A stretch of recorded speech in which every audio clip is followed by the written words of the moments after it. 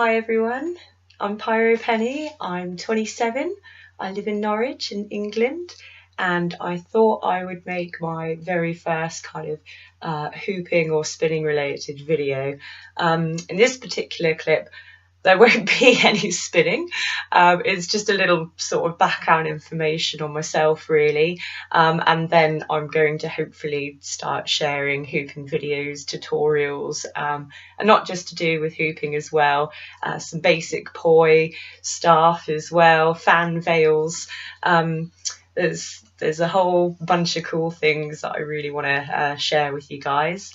First of all, a little bit about my spinning background.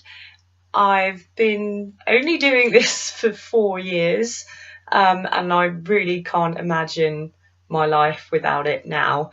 I got into it, as I say, about 4 years ago, through some friends of friends who were in a group, and they did fire performing and stuff.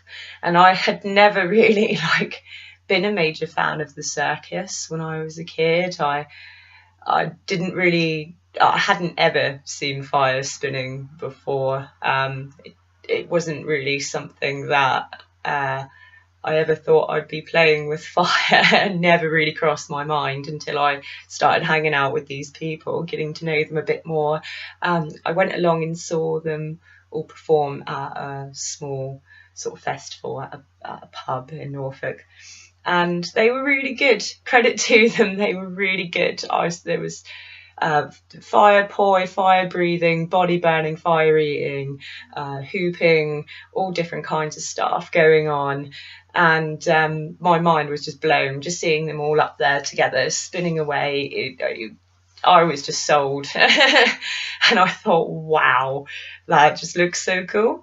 One of the girls who was part of the group was a hooper, and she came round and gave me a hula hoop and just kind of didn't even officially show me. She just did a little bit of hooping in her garden, and getting the chance to see it up close, it was like, oh my goodness, I had no idea you could do that with a hula hoop. I thought it just kind of went round your waist and yeah, you could spin it with your hands, I suppose.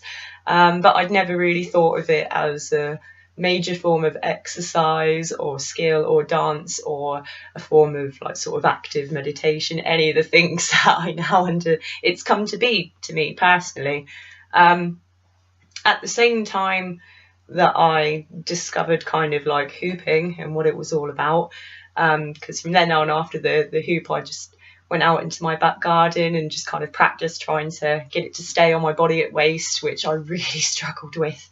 And I got on a lot better hooping off body at first, so just using my hands and spinning it and throwing it. And I watched a whole bunch of YouTube videos, watching tutorials, other people's hoop dancing videos. I just watched it all. I just became really obsessed, and I spent a good sort of hour or two every day in the back garden just not trying to get better, because you quickly learn a lot of it is muscle memory, which isn't a quick thing. It's a slow and gradual thing, so you do have to learn to be patient with yourself and forgiving. But these are all of the things sort of I didn't realise that were involved with spinning. It wasn't for me just a thing to look cool, or a thing to separate myself from other people. It was a thing I could do with other people, and then a new thing I could learn, and I could push myself. And I really like that everybody does have a different style. It is like an extension of dancing and using a tool, and then once you get comfortable with it, then progressing so you can spend slightly more money on nice toys for yourself and get the light up toys. I got an LED hoop before I did fire hooping, but because I practiced so much, I went from not having a clue about hooping to picking up a fire hoop in sort of 9 months. And I was really quite strict with myself. I wasn't in a rush to get to fire hoop. I wanted to know how to control it, how to stop it safely. I had to learn about fire safety and getting over the initial primal fear that we have of, oh, it's fire, it's hot, don't touch it, it's dangerous. Yes, it is all of those things, but you have to learn how to be careful. And I watched so many other people for ages and asked questions about what they were doing and what they were thinking and checking for. So I really, and I'd never burn alone either. I when I started doing things on fire, I always made sure I was with somebody who was completely confident around fire and knew what they were doing too. But I'll get to all that. Spinning for me has become sort of a form of therapy, meditation. As I was starting to say before, at the same time I discovered hooping, I was really struggling with my mental illnesses. I have had anxiety and depression, probably bipolar, ADHD, whatever you want to call it. I've been sent to the local psychiatric hospital twice for assessment, and both times no one can tell me exactly what it is. I'm just wired differently from people. But at the time I was discovering hooping, I was then just coming to terms with that myself. So spinning became my therapy, became my outlet, a way to express myself and a way to kind of calm myself down if I was feeling like too anxious and just too all over the place, and a way to kind of pick myself up and energize myself if I felt sort of too low and in a rut kind of thing. I could just go out and just stick my headphones on, just hoop, and I would literally be happy. There's obviously the practical things to help make your mood better, is in exercise, getting the blood flowing, your oxygen flowing, doing something you enjoy, listening to music and reacting to music depending on your mood. It's just a nice form of release, really. And it's pretty cool to learn how to push yourself and stuff. So for me, I'm not coming at this as a look what I can do, I'm so amazing, because the reason why I'm kind of going to start making these videos is because I want to come out of performing. I've got to the point of after doing it for a little while, became more competent and started working in another group with the guy I was seeing at the time, who could do staff, dragon staff, body burning and fire eating. So I picked up body burning and fire eating from him, and because he did staff and we hung out a lot together, his staffing influence actually affected my hooping style. As I said, I really struggled with on-body hooping, core hooping at first, so I did all off-body stuff, and a lot of what you do with one toy can transfer onto another toy, which I found quite exciting. As in, when I wanted to start doing double hooping and learning to weave and things, I picked up a pair of poi to try and get my head around that. And doing poi really helped build up my coordination, which meant when I come back to doing double hooping, I could feel the benefit of the poi practice. Similarly, doing a single hoop and then picking up a staff and doing off-body stuff with a hoop, I pretty much instantly picked up staff straight away. So I'm just working on contact staff really, which is really tricky and cool, and I like it. And because of poi, that led on to fan veils. And yeah, I mean, it does all help. Every little bit helps. But yeah, what I'd like to come out of, I've been performing for sort of only 3 years, but for me that's enough. As I say, I've got depression, anxiety. I'm not the kind. I find it very hard to deal with lots of people and strange places. And when I tend to go up on stage now, I mean, I only sort of do it because I'm hiding behind what I'm doing. I'm like, you're not looking at me, you're looking at this cool stuff that I'm doing. But it's getting to the point where I don't really want to have to use it as a way to pay my bills, which I have been doing. Spinning for me has been another lifeline, as in I have made enough to warrant it being a part-time job, because it's really tough to get a job in this economy at the time over here in England, as I'm sure it is most places too. And the skill that I had, I mean, I have performed at weddings, I've performed at nightclubs and pubs, holiday camps recently this year. I was a stand-in for somebody, and that's just mostly been around East Anglia, although I have been to London a couple of times, and I hate London. No offence to Londoners, it's just too hectic and too chaotic. And when I go on the tube there was this one time I had a performance in London and I had to get off the tube 2 stops early to throw up all over the platform because I was so overwhelmed with that many people. But I went and still did the show and it was fine. But that's just an example of how ill it can make me. I push myself past it and do it. And after sort of 4 years, I don't want the stress of performing anymore. It can be really fun. It can be really enjoyable. If you like meeting new people, if you like being in random situations, if you like visiting new places, and if you can keep selling yourself and keep making sure your acts are interesting, your skills are diverse, your costumes are like keeping on top of it all, it's a lot and it is enjoyable. And if I didn't, my main thing is my 2 small children. The reason I did performing then got up on stage was because it was for me a way to make money for a little bit. And I don't want it to be a way to make ends meet anymore. I want it to be something a bit more positive for something other than myself.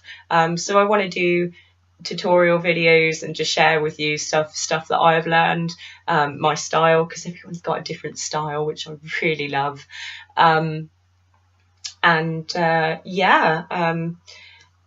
Talk about spinning beyond spinning, as it were, because I do believe it's got a lot of positive effects, and what I'd like to do is get more into teaching. Applause doesn't really do it for me. I've never really been a big fan of showing off or whatever. To me, it's what it feels like, which is why I think I shouldn't do it. If that's my view on it, then I just shouldn't do it. I would prefer to teach instead. I mean, it just means a lot more to me, like hearing someone just kind of go, yes, seeing that they got it and going, oh, look, well done you know, and you didn't think you could do it, but look, there you did, well done. And it's the challenge as well. Do you know something well enough to teach it to other people? And I haven't just done performing. I have done some workshops and things too, and found that I'm a lot more relaxed. I'm a lot more myself. And I feel like I get a lot more out of doing a workshop than doing a show for people. I like seeing people have a go themselves. And if people get stuck, I like trying to help them think of ways to get around their barriers and things, because we've all got spinning walls. For example, I sort of struggled with core hooping, body hooping for a long time in the beginning. I've picked that up, I'm okay with that, but definitely my weakest point is leg hooping. I could do leg hooping, I could do one leg hooping, I'm working on a stop and a change of direction and all that jazz, and I could do other bits, but it's definitely not my strong point. But it's the thing I like about spinning. I don't believe you can get to a certain level and be happy, I suppose, but but I like the fact that you can learn something new and take it at your own pace and stuff.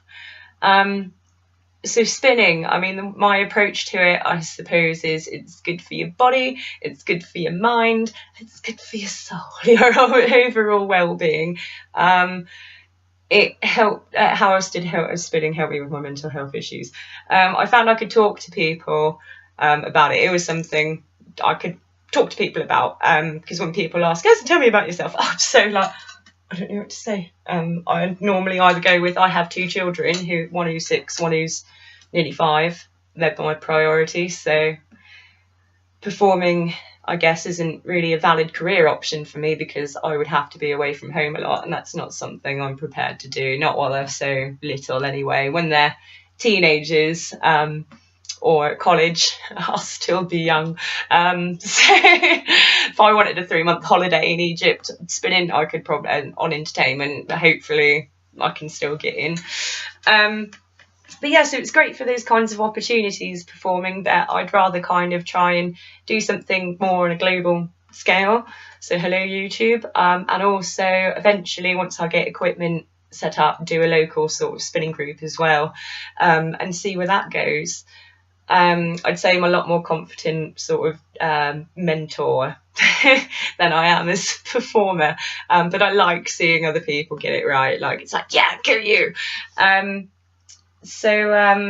Yeah, what else have I done? So that hooping, strength, stuff, yeah, poi, I'm alright on. Fan veils, much better on, and double hooping or poi hooping, and stilt walking, and all kinds of manner of fire as well. Teaching fire is really cool. It gets my adrenaline going watching other people do it for the first time. And it is kind of nerve-wracking because you're like, it's fire, you know, it is actual real fire. If you're not careful, you will get hurt, but that's why I go through so much safety stuff first before people band with me. So what I'm hoping to do, I'm sorry for rambling on, I just wanted to share with you a little bit about myself, a little bit about how I feel spinning has helped me, and kind of like, this is my, I don't want to say retirement video, because I'm sure I will be like called on to perform here and there, which is fine, but I just don't want to do it as a living anymore. And I feel a lot better now that I've said it. I'd rather change it into something that's, like I say, more positive for people beyond myself. I think it's going to be good for both of us. Anyway, thank you for taking the time to listen. My Facebook page is www.facebook.com/pyropenny. There's some pics of me up there in action, video, and I'm going to be redesigning the WordPress site that I have. So stay tuned for that. Anyway, thank you so much. I hope to share some of my clips with you soon and share my spinning journey, because we've all had to start and continue somewhere. And for me, I believe this is the next bit in my cycle, as it were. So thank you so much. If you've got any questions, anything you want to see, any comments, just leave them in the box below. Thank you so much for listening, and see you next time.